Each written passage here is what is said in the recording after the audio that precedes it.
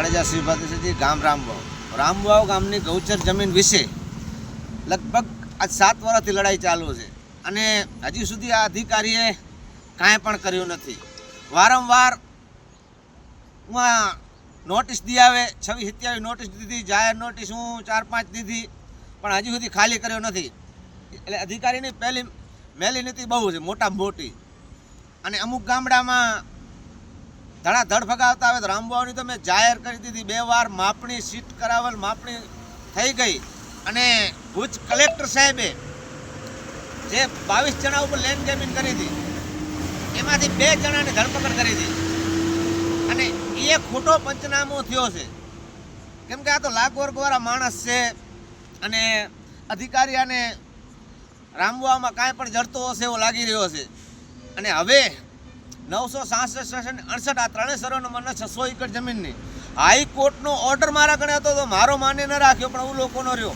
હવે મારી માંગ એવી છે કે જે 22 જણા ઉપર લેન્ડ ગેમિંગ થઈ એ જ્યાં સુધી જમીનનો પંચનામો તાત્કાલિક માપણી ન કરાવે એ લોકોની, મેં તો માપણી કરાવી લીધી છે, પણ ત્યાં સુધી જમીન વાવેતર કે કાંઈ કરવીની જથાવત રાખવી મારી માંગ છે.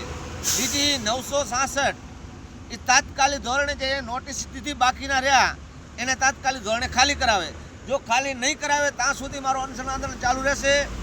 અને મને કાંઈ પણ થયો તો પ્રાંત સાહેબને વારંવાર મેં દીધેલ છે અરજી હું, અને 2 વખત હું આવી ગયો પણ પ્રાંત સાહેબે ધ્યાન દીધું નથી. કારણ કે સાહેબનો હું એવો નથી કહી શકતો, પણ સાહેબ ખાસ કરીને ક્યાંય ભચાઉ તાલુકામાં, રાપર તાલુકામાં ધ્યાન દેતા નથી. ગૌચર બારામાં જ્યાં ધ્યાન દેશે તો અમુક ન પાડવાની જગ્યા હું ભલે મકાન વિશે તો હું નથી જતો, પણ એ જગ્યાએ જે તોડફાડ કરવા ગયા છે આ હાલની તારીખમાં રામવાવની જમીન ખાલી થવી પડે.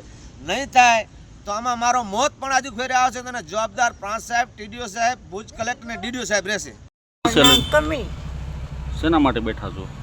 જમીન માટે. શું હકીકત છે જમીનની? હા, જમીનની શું હકીકત છે? આ જમીન અમારી અમને ખબર નથી ને વેચી નાખી છે. કોણ વેચી નાખી? વેચનાર હવે અમે ત્યાં સરકારને ઝાલ્યો છે બસ આ મામલેદારને સમજ્યા, તે વેચીને અમે ગોતી દે તે અમારી જમીન બસ.